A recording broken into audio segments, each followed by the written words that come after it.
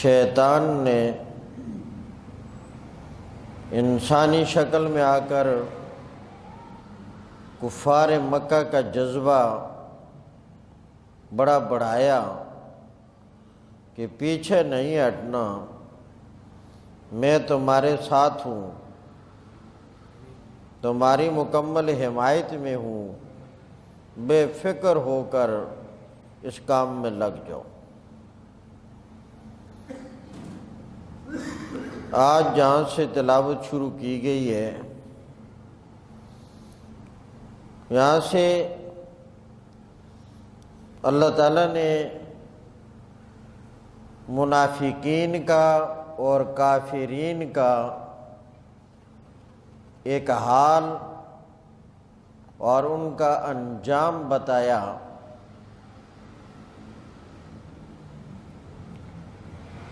کہ اس حال کو سن کر، اس حال کو سمجھ کر تم عبرت حاصل کرو کہ منافقین اور کافرین یہ لوگ جس باطل نظریے پر اور باطل دین پر ہیں، ان لوگوں کو ان کے دین نے سراسر دھوکے میں ڈال رکھا ہے، یہ غلط فہمی میں ہے۔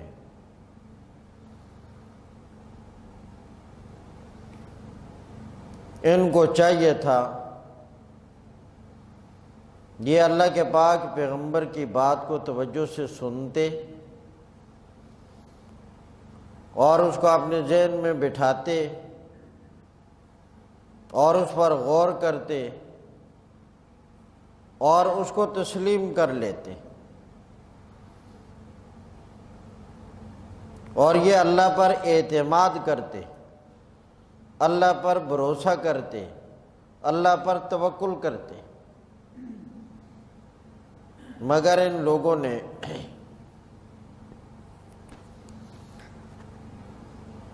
نبی کریم علیہ السلام کی تعلیمات کو تسلیم نہ کیا، ان کے دلوں میں منافقت کی بیماری رہی، شک اور تردد کی بیماری رہی، کفر، شرک اور تکذیب کی بیماری ان کے دلوں میں رہی، اور یہ لوگ نبی کریم علیہ السلام کے مقابلے میں کھڑے ہو گئے، اور یہ صرف نہ یہ کہ مقابلے میں کھڑے ہو گئے بلکہ اللہ کے پاک پیغمبر کو اذیت اور تکلیف دینے کے درپے بھی رہے، اور موقع بہ موقع انہوں نے کوششیں کی۔ اللہ تعالیٰ نے ایسے لوگوں کا اخروی انجام جو موت سے شروع ہوتا ہے اس کو واضح کیا اور بیان کیا کہ ان لوگوں کا کیا حال ہوگا۔ اذ یقول المنافقون، جب کہہ رہے تھے منافقین، جب منافقوں نے کہا والذین فی قلوبہم مرض، اور جن لوگوں کے دلوں میں بیماری تھی، شرک کی، کفر کی بیماری اور تکذیب کی بیماری، ایسے منافقین اور کفار نے مسلمانوں کے بارے میں کہا غر ہؤلاء دینہم، کہ ان مسلمانوں کو ان کے دین نے دھوکے میں مبتلا کر رکھا ہے۔ فرمایا یہ عجیب ہے کہ اپنی جان قربان کرنے کے لیے تیار ہیں، اور اپنا مال قربان کرنے کے لیے تیار ہیں، چونکہ نبی کریم صلی اللہ علیہ وسلم کے ساتھ حضرات صحابہ کرام کی جو محبت تھی اسے دیکھ کر حیران رہ گئے۔ جو لوگ اپنے پاک پیغمبر کے وضو کا پانی زمین پر نہ گرنے دیں، اگر اللہ کے نبی جان قربان کرنے کا حکم دیں تو یہ دیر نہ کریں، مال قربان کرنے کا حکم دیں تو ذرا برابر تاخیر نہ ہو۔ اگر اللہ کے پاک پیغمبر اپنے سر کے بال حج کے موقع پہ اترواتے ہیں تو صحابہ کرام جمع ہو جاتے ہیں کہ ہمیں بھی کوئی بال مل جائے، تاکہ برکت کے طور پر اس کو اپنے پاس رکھیں۔ جن لوگوں کی محبت کا یہ حال ہو تو کہنے لگے عجیب مسلمان ہے، عجیب ان کا دین ہے۔ بھئی وہ ایسا دین جو کہے اپنی جان بھی قربان کر دو تو یہ تیار ہو جائیں، وہ دین کہے اپنا مال قربان کر دو تو یہ اپنا مال قربان کرنے کے لیے تیار ہو جائیں۔ اگر ان کا دین کہے اپنا ملک چھوڑ دو تو یہ چھوڑ کر چلے جانے پہ راضی ہو جائیں۔ عجیب دین ہے ان کا، ان لوگوں کو ان کے دین نے دھوکے میں مبتلا کر رکھا ہے۔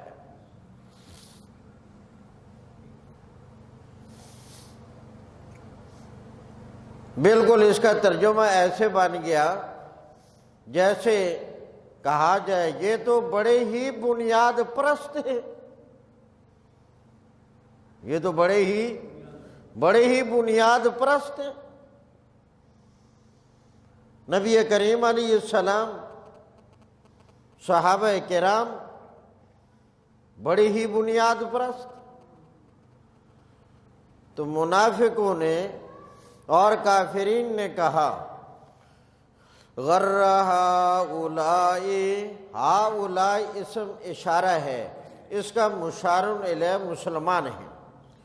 غر ہؤلاء دینہم، ان لوگوں کو، مسلمانوں کو ان کے دین نے دھوکے میں ڈال رکھا ہے۔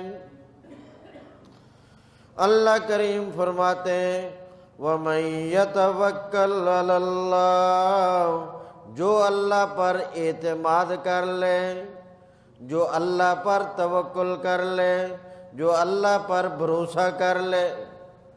توکل کا معنی ہوتا ہے کہ تمام اسباب کو اختیار کر کے نتیجہ اللہ پر چھوڑ دینا، اس کو توکل کہا جاتا ہے۔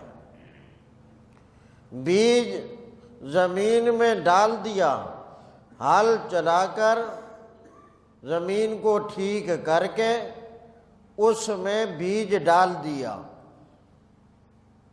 اب اللہ پر اعتماد کہ اللہ جو میرے بس میں تھا وہ میں نے کر دیا، اب اس کو پروان چڑھانا اور اس کو بار آور کرنا میرے مولا یہ تیرا کام ہے۔ گاڑی میں بیٹھ گئے، سفر کا آغاز کر دیا، اللہ جو میرے بس میں تھا وہ میں نے اختیار کر لیا، اب مجھے منزل مقصود تک پہنچانا، خیریت، سلامتی اور حفاظت کے ساتھ اللہ یہ تیرے سپرد ہے۔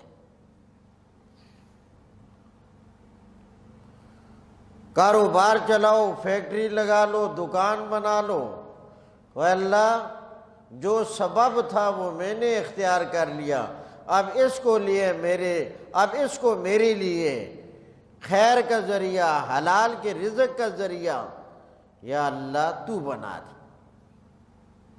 تو اسباب کو اختیار کر کے نتیجہ اللہ کے حوالے کر دینا۔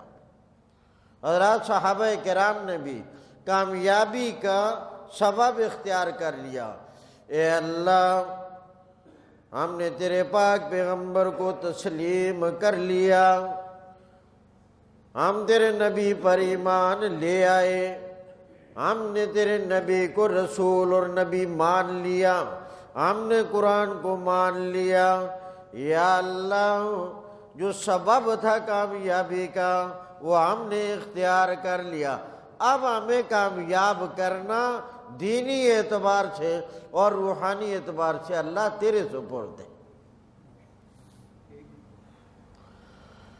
وَمَن يَتَوَكَّلْ عَلَى اللَّهِ، جو اللہ پر اعتماد کرے، اللہ پر بھروسہ کرے۔ ایک صحابی رسول اللہ صلی اللہ علیہ وسلم کی خدمت میں آئے، فرمایا بھائی کیسے آنا ہوا؟ یعنی پیدل چل کر آئے یا سواری پر؟ دور سے آئے تھے۔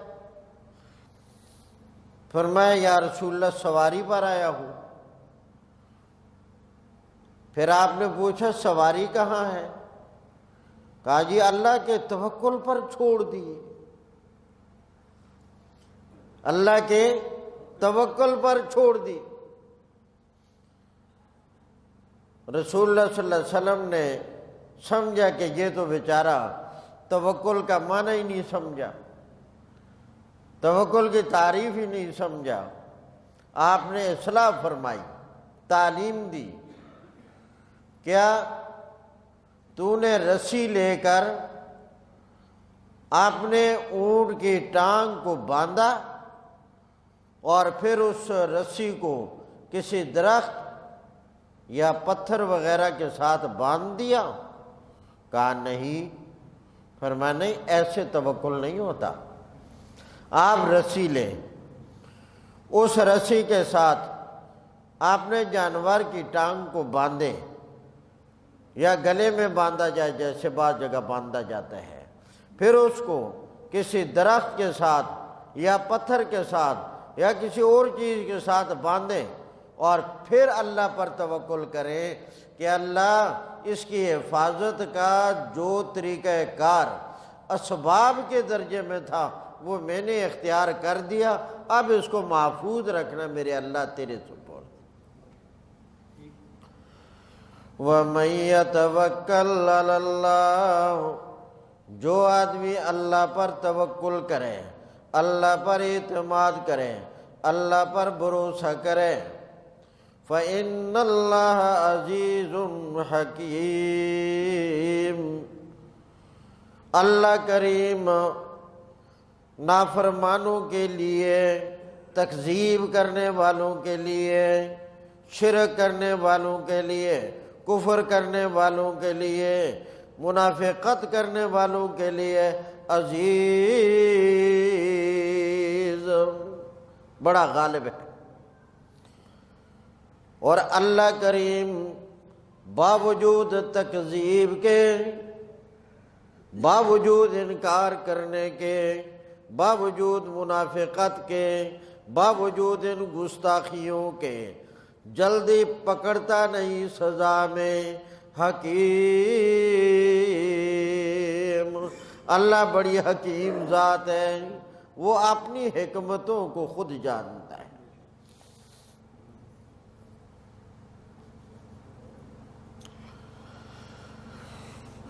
اس سے اگلی آیت میں اللہ کریم نے ان منافقین کا اور مشرکین کا، کافرین کا، ایسے نافرمانوں کا موت کے وقت کا انجام بیان کیا، موت کے وقت کا۔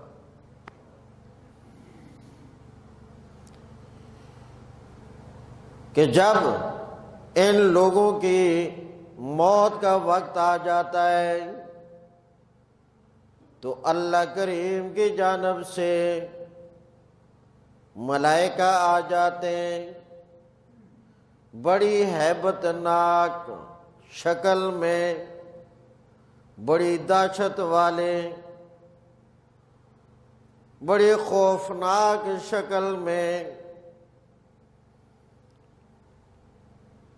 اور انتہائی بدبودار ٹاٹ اور کپڑا لے کر آتے ہیں ان کے روحوں کو قبض کرنے کے لیے۔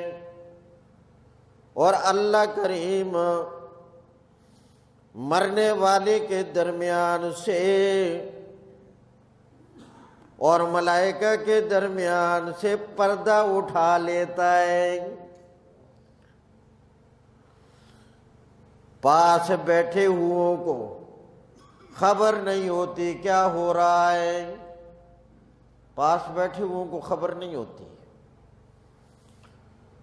مرنے والا جانتا ہے یہ کیا ہو گیا، آنے والے جانتے ہیں یہ کیا ہو رہا ہے، پاس بیٹھے ہوئوں کو خبر نہیں ہوتی۔ اور ملائکہ کر ان کے چہروں کو پیٹتے ہیں،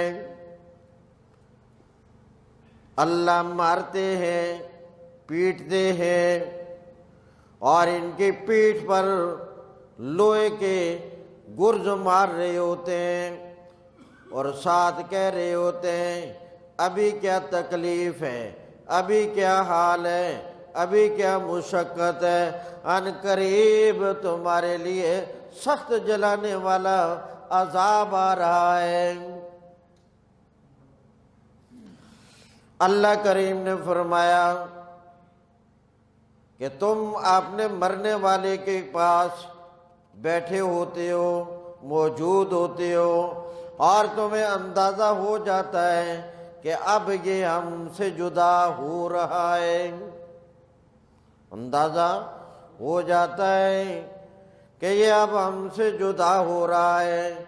جدائی کس چیز کا نام ہے؟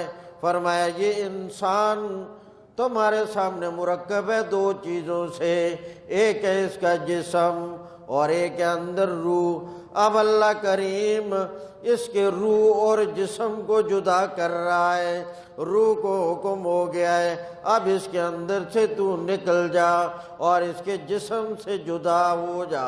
جب انسان کی روح جسم سے جدا ہو رہی ہوتی ہے اسی کا نام ہے قریب المرگ، موت کا وقت آ گیا۔ اللہ کریم نے فرمایا فَلَوْلَا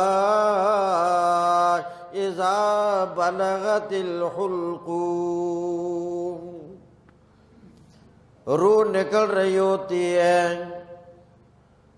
پاؤں کے انگوٹھے سے روح کے نکلنے کا آغاز ہوتا ہے، اور تمہیں اندازہ ہو جاتا ہے علامات سے، نشانیوں سے کہ اب روح کا اخراج شروع ہو رہا ہے، روح نکل رہی ہے، آغاز ہو گیا، پاؤں کے انگوٹھے سے شروع ہوتی ہے اور آتی جاتی ہے، جسم خالی ہوتا جاتا ہے روح سے، بس آخر میں اللہ کریم نے فرمایا کہ وہ اس کے گلے تک آ جاتی ہے۔ پھر وہاں گلے میں جب آ جاتی ہے ایک عجیب سی آواز پیدا ہوتی ہے، وہ علامت ہوتی ہے اس بات کی کہ اب روح گلے میں آ گئی۔ اسی کو اللہ نے بیان فرمایا فَلَوْلَا إِذَا بَلَغَتِ الْحُلْقُومَ، جب اس مرنے والے کی روح گلے میں آ گئی، گلے تک پہنچ آئی ہے، اگر تمہارا کوئی اختیار چل سکتا ہے، اگر تمہارے بس میں ہے، اگر تمہارے تصرف میں ہے، اگر تمہارا ذرہ برابر کوئی زور چل سکتا ہے تو اس روح کو نہ نکلنے دو، اندر ہی روک لو۔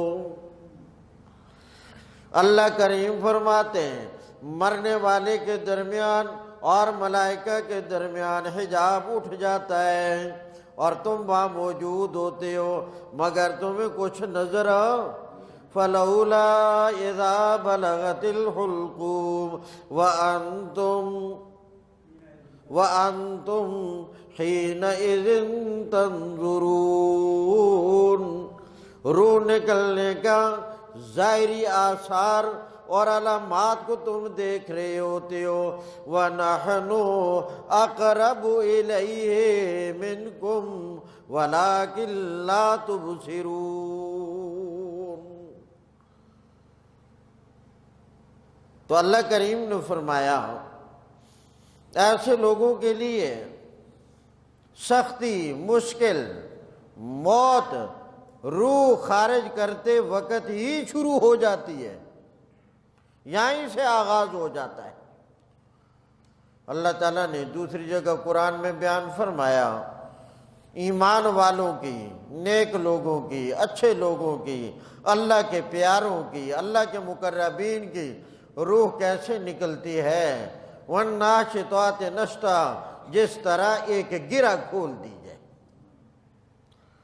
اور جو کافرین، منافقین، مکذبین، منکرین، فاسقین، فاجرین ہوتے ہیں، درجہ بدرجہ فرمایا وَالنَّازِعَاتِ غَرْقًا، ان کی روح ایسے گویا پورے جسم سے کھینچ کر اس کو نکالا جا رہا ہوتا ہے۔ اور یہ بڑی شدت کی گھڑی ہوتی ہے۔ ترجمے پر غور ہے۔ اللہ کریم فرماتے وَلَوْ تَرَىٰ، کاش کہ آپ دیکھ لیتے، کاش کہ وَلَوْ تَرَىٰ، کاش کہ آپ دیکھ لیتے، اور اگر آپ دیکھ لیتے اس گھڑی کو کہ اذ یتوفی الذین کفروا، جب روح قبض کرتے ہیں کافروں کی۔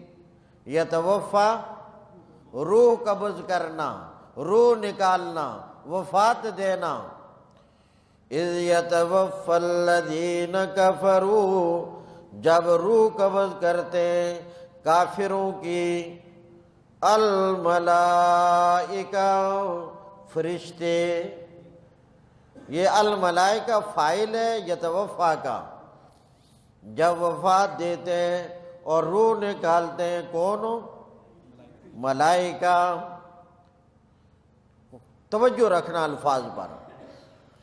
وَلَوْ تَرَىٰ، ایک قرآن پڑھنے والے، اگر تو دیکھ لیتا، اگر اللہ کریم تیرے آگے سے بھی وہ پردے ہٹا دیتا اور تو اس حالت کو دیکھ لیتا اور اس گھڑی کو دیکھ لیتا، اذ یتوفی الذین کفروا، جب روح قبض کرتے ہیں کافروں کی، الملائکۃ، موت کے فرشتے، یضربون وجوہہم، پیٹ رہے ہوتے ہیں ان کے چہروں کو، ان کے چہروں کو مار رہے ہوتے ہیں۔ کیا انداز ہوتا ہے وہ مارنے کا، رب ہی جانتا ہے۔ وَأَدْبَارَهُمْ، اور ان کی پیٹھوں کو، اور ساتھ کہا جاتا ہے وَذُوقُوا، اور تم چکھو عذاب الحریق، سخت جلانے والا عذاب۔ عذاب منا عذاب، حریق جلانے والا۔ یہ موت کے وقت اور آئندہ عذاب کے لیے ان کو ایک دھمکی دی جا رہی ہوتی ہے موت کے وقت۔ اللہ کریم فرماتے ہیں، ساتھ ہی انہیں بتایا جاتا ہے تمہارے لیے یہ سختی، تمہارے لیے یہ مشقت اس وجہ سے ہے کہ ذالک بما قدمت ایدیکم، بسبب تمہاری بدعمالی کے، بسبب تمہارے کرتوتوں کے، تم نے برے اعمال کیے، یہ اس کا نتیجہ ہے۔ تم دنیا میں رہ کر منافقت کرتے رہے، یہ اس کا نتیجہ ہے۔ تم دنیا میں رہ کر رسول اللہ کی گستاخی کرتے رہے، یہ اس کا نتیجہ ہے۔ تم دنیا میں رہ کر رسول اللہ کی تکذیب کرتے رہے، یہ اس کا نتیجہ ہے۔ تم استہزاء کرتے رہے، یہ اس کا نتیجہ ہے۔ یہ نہ سمجھنا کہ اللہ نے ہم پر کوئی ظلم کر دیا ہے، کوئی ظلم نہیں ہوا، یہ تمہاری کرتوت کا انجام ہے۔ وَأَنَّ اللَّهَ لَيْسَ بِظَلَّامٍ لِّلْعَبِيدِ، اللہ اپنے بندوں پر ظلم نہیں کرتا۔ ظلام ظلم لیسا نفی کے لیے ہے۔ عبید یہ جمع ہے عبدن کی، تو عبدن کی جمع عباد بھی آتی ہے اور عبد کی جمع عبید بھی آتی ہے۔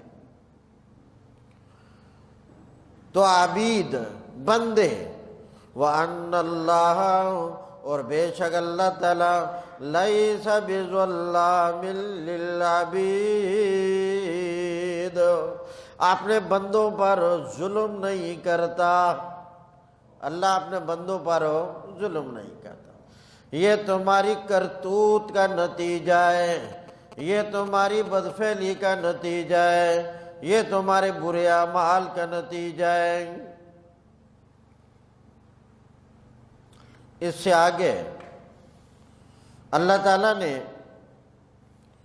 ایک مثال، ایک نمونہ پیش کیا کہ لوگوں یہ عذاب، یہ اللہ کی پکڑ، یہ اللہ کا مواخذہ، یہ بالکل ایسا ہی ہے جیسے ذرا پیچھے کو اپنے ذہن لے جاؤ۔ ہم نے اپنا ایک نبی بھیجا جس کا نام تھا موسیٰ کلیم اللہ۔ حضرت موسیٰ علیہ السلام آئے، اللہ نے کہا میرے پیارے پیغمبر جاؤ فرعون کو جا کر سمجھاؤ ذرا، ہے بڑا اکڑ مزاج، ہے بڑا متکبر، ہے بڑا ظالم،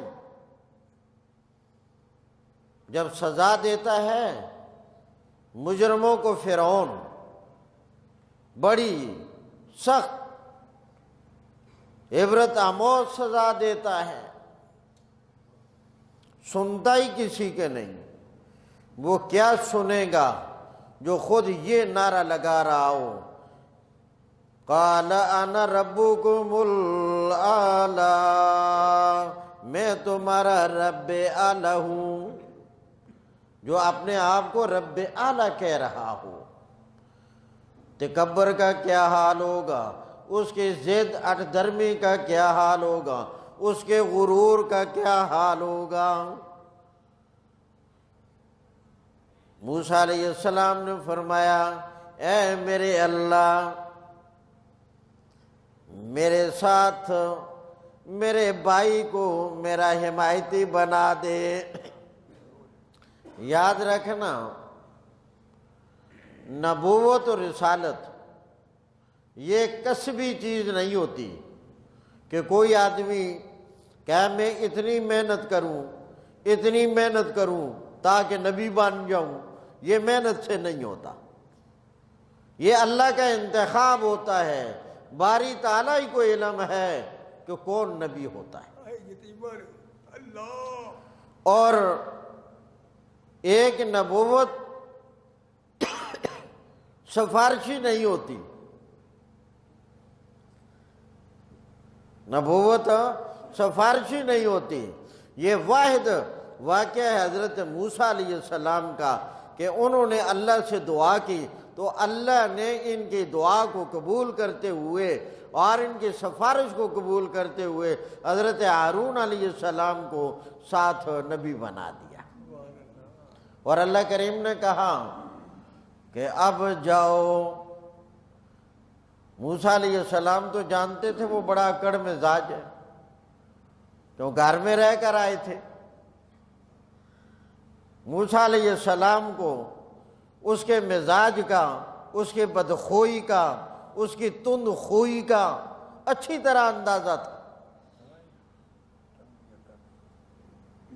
فرمایا اللہ وہ بغیر دلیل کے نہیں مانے گا، وہ کہے گا میں کیسے مان لوں کہ آپ اللہ کے نبی ہیں۔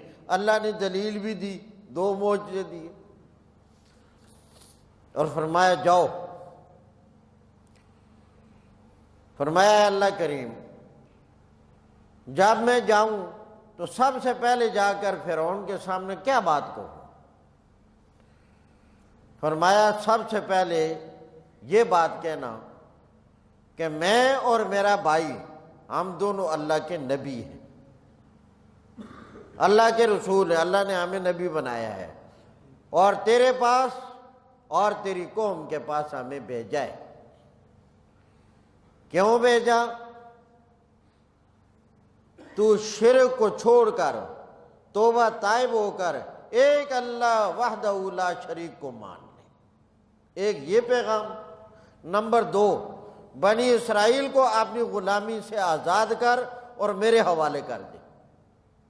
بھئی یہ 2 مطالبے کرنا، آپ نے نبی ہونے کا اور آپ نے رسول ہونے کا اعلان کرنا اور اسے خبر دینا، اور مطالبے اس کے بعد یہ 2 رکھنا کہ اگر کامیابی چاہتا ہے تو اللہ کو مان لے، رب العالمین کو مان لے، شرک سے باز آ جا، تکبر کو چھوڑ دے، اللہ کو مان لے، اور بنی اسرائیل کو آزاد کر۔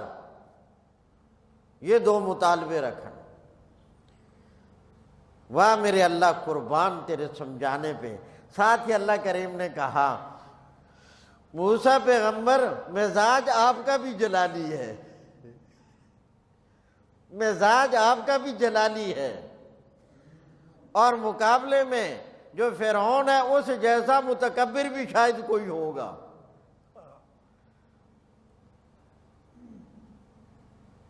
تو اس لیے ذرا آپ نے مزاج پر قابو رکھنا ہے۔ میں نے اس قابو رکھنے کی تمہیں ذرا تربیت بھی دے دی ہے۔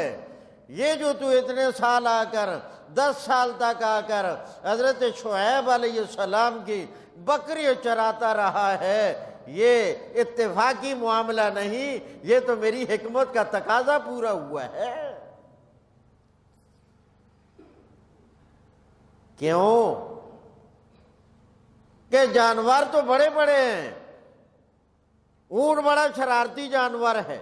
اللہ کے نبی نے فرمایا اونٹوں کے باڑے میں نماز نہ پڑھو، شرارتی جانور ہے، غصے کا بڑا سخت ہے، دشمنی کا بڑا پکا ہے۔ بھینسیں ہیں، بیل ہیں، رنگ برنگے گھوڑے ہیں، کیا سے کیا جانور ہیں، مگر اللہ کریم نے اپنے انبیاء کو، جیسے حضرت موسیٰ علیہ السلام بھی ان میں سے ہیں، اللہ کریم نے نبوت سے پہلے بکریاں چرانے پہ لگایا، ذرا بکریاں چراؤ۔ کیوں؟ بکری بڑا عجیب جانور ہے، بڑا شریف، بڑا سیدھا سادہ اور قابل رحم۔ گدھا ذرا شرارت کرے، آدمی خوب پٹائی کرے اور ذرا رحم نہ آئے، ذرا اونٹ شرارت کرے، بغاوت کرے، خوب پٹائی کرے، رحم آئی نہ آدمی کو۔ بکری کو مارتے ہوئے آدمی کا دل دکھتا ہے کہ اس کو میں کیسے ماروں، اور وہ اپنی شرافت کے دائرے میں رہتے ہوئے تنگ اتنا کرتا ہے، یہ اندازہ آپ نہیں لگا سکتے، کچھ میں لگا سکتا ہوں یا وہ لگا سکتے ہیں جنہوں نے بکریاں چرائی ہوں۔ میں ایک تو کتابی حوالے سے پڑھ کر لگا سکتا ہوں، اور دوسرے نمبر پر میں نے چند دن بکریاں چرائی ہیں۔ ہمیں معلوم ہے بکریاں چرانا یہ 1-2 بکریاں نہ، 200-400 بکریاں ہوں،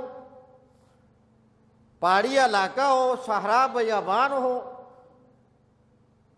تو پتہ چل جائے گا۔ اگر سمجھ بات نہ آئے تو پھر کوئی انتظام کر لیں گے، آپ ہمت کرنا۔ تو چلو آپ کو یہ تکلیف بھی نہیں دوں گا کہ آپ پہلے بکریاں خریدیں، تو کسی سے کو درخواست کر لوں گا، بھائی ایک ملازم تو میں دینے لگا ہوں، 40 دن کے لیے بکریاں تمہاری وہ چرائے گا، تم کسی اور کام میں لگ جاؤ۔ تو پتہ چل جائے کہ بکریاں چرانا کیا معنی رکھتا ہے۔ کیونکہ ساری زندگی اگر میں بیان کرتا رہوں، لوگوں صاحب کا مربہ بڑا میٹھا ہوتا ہے، تو جب تک حکیم صاحب کی دکان سے لے کر چکھ نہ لیں تو ساری زندگی کے وضعوں سے آپ کو صاحب کے مربے کا ذائقہ حاصل نہیں ہوگا۔ تو بکریاں چرانا کتنا مشکل کام ہے، اللہ اتنا تنگ کر دیے گھڑی میں کہاں سے کہاں، غصہ بھی بڑا آتا ہے اور مارنے کو دل بھی نہیں کرتا۔ یقین جانے اپنے نفس پر قابو پانے کے لیے اللہ کریم نے انبیاء کرام کو بکریاں چرانے پہ لگایا، وہاں اندازہ ہوتا ہے فی الواقع غصہ اتنا ہے کہ اس بکری کو ایسے سے تیسے کر دے، مگر اس کی معصوم شکل، اس کا معصوم چہرہ دیکھ کر ہمت نہ ہو اس کو مارنے کے لیے۔ تو اپنے نفس پر قابو کا ذرا ملکہ آ گیا نا۔ فرمایا میرے پیارے پیغمبر 10 سال جو آپ کو بکریاں چرانے پہ لگایا ہے یہ میری حکمت کا تقاضا تھا۔ آج جس کام کے لیے آپ کو منتخب کر رہا ہوں یہ اس کے لیے عملی تربیت تھی، اسی لیے یہ واعظ کرنا، یہ تبلیغ کرنا، یہ ویسے نہیں آدمی سویا سویا اٹھ کر تبلیغ شروع کر دے۔ جہاں اللہ نے تبلیغ والے احکامات دیے وہاں میرے رب نے اس قرآن میں اور نبی کریم علیہ السلام کے ذریعے سے طریقہ تبلیغ بھی بتایا ہے کہ تبلیغ کرنے کا طریقہ ہے کیا۔ اگر اس طریقہ کے مطابق تبلیغ کی جائے گی تاثیر ہوگی، اثر ہوگا، فائدہ ہوگا۔ اگر طریقہ وہ نہ اپنایا جائے، جیسے آج عموماً ہماری تقریریں ہو گئی ہیں کہ پوری تقریر میں فریق مخالف کو طعن و تشنیع کا نشانہ بنانا، بھائی جو کچھ ہے وہ نکال دو۔ ان تقریروں سے تربیت نہیں ہوتی، اصلاح نہیں ہوتی۔ اگر اصلاح والی تقریر کرنی ہے اس کے لیے مواد بھی صحیح ہو اور طریقہ قرآن و سنت والا ہو۔ میرے اللہ نے کہا موسیٰ پیغمبر جائیں، ضدی ہے، بڑا متکبر ہے مقابلے میں فرعون، اور میرے پیارے پیغمبر آپ کا جلال بھی جو میں نے پیدا کیا ہے میں جانتا ہوں۔ میرے پیارے نبی کا مزاج میں جلال کتنا ہے، میرا جلالی پیغمبر، جلالی پیغمبر۔ نبی کریم علیہ السلام معراج پر گئے، واپس آئے 50 نمازیں لے کر۔ سب سے پہلی ملاقات ہوتی ہے ساتھ واپسی پر حضرت ابراہیم علیہ السلام سے۔ فرمایا کیا لے کر آئے، اللہ نے کیا دیا؟ فرمایا 50 نمازیں دی۔ بہت اچھا، بہت اچھا، لے جاؤ پڑھو۔ اس سے نیچے آئے، حضرت موسیٰ علیہ السلام سے ملاقات ہوئی۔ فرمایا واپسی کیسی ہوئی، کیا ملا؟ فرمایا 50 نمازوں کا دیا۔ نہیں، واپس جائیں، یہ بہت زیادہ ہے، کام مشکل ہو جائے گا۔ الغرض کتنی دفعہ؟ 9 دفعہ واپس کیے۔ حالانکہ پہلی ملاقات ابراہیم خلیل سے ہوئی تھی اور دوسری ملاقات ان سے ہوئی، انہوں نے واپس نہ کیا اور یہ واپس کر رہے ہیں۔ اشارہ کر دیا، اوپر تھا خلیل، خلیل کا کام ہے، سر تسلیم خم ہے، جو مزاج یار میں آئے وہاں کیا، کیوں، کیسے، یہ بالکل نہیں ہوتا۔ اور نیچے تھے موسیٰ علیہ السلام، ان کو اللہ نے بنایا تھا کلیم اللہ، انہوں نے آپ نے کلیم اللہ ہونے کا ثبوت دیا۔ فرمایا نہیں زیادہ ہے، جا کر اللہ سے درخواست کرو، اللہ کریم کم کر دے، اللہ آسانی کر دے۔ موسیٰ علیہ السلام اللہ تعالیٰ کے معرفت کے اسرار و رموز سے بھی واقف تھے۔ اللہ نے اسی کے مطابق قرآن میں اعلان کیا، جب نمازیں 50 سے کم ہو کر 5 رہ گئیں تو اللہ کریم نے فرمایا میرے پیارے پیغمبر لے جاؤ، پڑھنے میں 5 ہیں، ثواب میں 50 ہیں، کیونکہ میں 50 کا حکم دے کر 50 کے ثواب دینے کا فیصلہ کر چکا ہوں اور میرے فیصلوں میں تبدیلی نہیں ہوتی۔ سبحان اللہ، سبحان اللہ۔ میرے پیارے پیغمبر آپ جائیں، مزاج آپ کا بھی جلالی ہے، اور آگے فرعون بھی بڑا جدی، اٹھ دھرم اور اعلیٰ درجے کا متکبر ہے۔ آج بھی ضرب المثل ہے، فلاں کے ذہن میں فرعونیت ہے، ایسے ہی کہا جاتا ہے نا، جو آدمی اکڑ والا ہو، فلاں کے ذہن میں تو فرعونیت ہے، اکڑ ہے، ضد ہے، تکبر ہے۔ فرمایا میرے پیارے پیغمبر جاؤ، مقابلہ بڑا عجیب ہے، مگر میرے پیارے پیغمبر میں نے تربیت دے دی ہے بکریاں چروا کر کہ نفس پر ضبط کیسے کرنا ہے، اس لیے اپنے جلالی نفس پر ضبط کرتے ہوئے قولا لہو قولا لینا، فرمایا نرم نرم نرم۔ نرم کا یہ مطلب نہیں بات بتانی نہیں، کرنی ہے بات، مگر انداز کیا ہو، نرم۔ بات کرنی ہے مگر آج کل تو کئی لوگ نرمی دے مانا سمجھیں نا بھائی سیدھی گال حق گال کرنی نہیں، ذرا نرم رہو نرم رہو نرم رہو، یہ نرمی نرمی جو آج کل ہم نے سمجھ رکھی ہے، یہ نہیں۔ مسئلہ بیان کرو، خوب کھول کر بیان کرو، مگر بیان کرنے کا معیار اور سانچہ اور طریقہ کار وہ ہو جو اللہ نے بتایا ہے اور پیارے پیغمبر نے بتایا ہے، ان آداب کی رعایت رکھ کر بتاؤ۔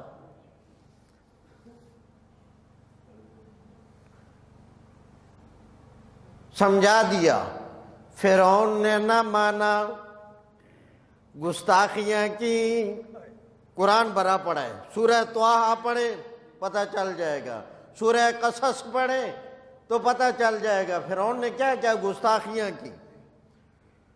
مگر میرے اللہ نے فرمایا موسیٰ پیغمبر نے سمجھانے میں بھی کوئی دقیقہ فروغ گزاشت نہ کیا، کوئی کمی نہیں چھوڑی۔ فرعون نے ضد و رٹ درمی بھی اعلیٰ درجے کی کر کے دکھا دی۔ اللہ کریم نے فرمایا موسیٰ پیغمبر بنی اسرائیل کو لے جاؤ، چل پڑے۔ جب نیل کے کنارے پہنچے، سورج طلوع ہو گیا، پیچھے سے فرعون کی فوجیں آئیں، کہنے لگے انا لمدرکون، ہائے پکڑے گئے پکڑے گئے۔ موسیٰ علیہ السلام نے فرمایا غم نہ کرو۔ کیسے غم نہ کرے؟ آگے سمندر کی موجیں، پیچھے دیکھیں تو فرعون کی فوجیں، آگے وہ موجوں میں تباہ ہوئے، پیچھے رہ جائیں فوجوں کے ذریعہ تباہ ہوئے، آئے مارے گئے، مٹ گئے، تباہ ہو گئے، برباد ہو گئے۔ موسیٰ علیہ السلام نے فرمایا میں رب کے حکم سے چلا ہوں، مجھے بھی معلوم نہیں کیا ہوگا، کیسے ہمارا بچاؤ ہوگا، طریقہ کیا ہوگا، مگر ہوگا ضرور، میرا رب میرے ساتھ ہے۔ اللہ اکبر۔ جب قریب آتے گئے فرمایا موسیٰ پیغمبر اپنی لاٹھی اپنا لبڑ شریف اس دریا پہ مارے۔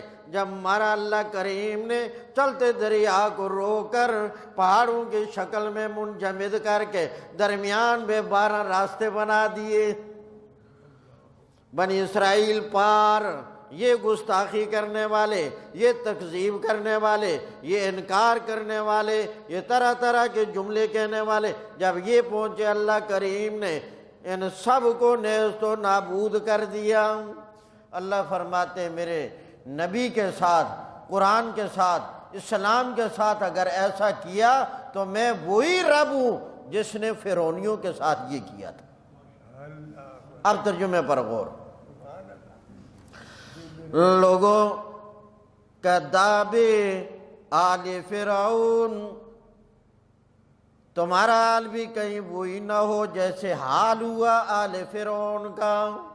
کاف مانا جیسے، داب مانا حال، عادت، جیسے حال ہوا آل فرعون کا، والذین من قبلہم، اور ان لوگوں کا جو فرعون سے پہلے تھے کفروا بآیات اللہ، انہوں نے اللہ کی آیتوں کا انکار کیا۔ جب انہوں نے انکار کیا فَأَخَذَهُمُ اللَّهُ، اللہ کریم نے ان کو اپنی پکڑ میں لے لیا، اپنے عذاب میں لے لیا، بِذُنُوبِهِمْ، ان کے گناہوں کی وجہ سے۔ إِنَّ اللَّهَ قَوِيٌّ، بے شک اللہ بڑی قوت والا ہے، اللہ بڑی طاقت والا ہے، شدید العقاب، اللہ سخت سزا دینے والا ہے۔ اللہ سے ڈرتے رہو، اللہ سے بچتے رہو۔ اللہ ہمیں سمجھ نصیب فرمائے۔ اب جیسے میں نے اعلان کیا تھا آج کے اس ریکارڈنگ والے حوالے سے، تو ابھی اس پروگرام سے آپ کو ذرا مطلع کیا جاتا ہے تاکہ اس سے خود بھی فائدہ حاصل کریں اور دوسرے دوست و احباب کو بھی۔ ہاں مدثر صاحب تشریف لائیں۔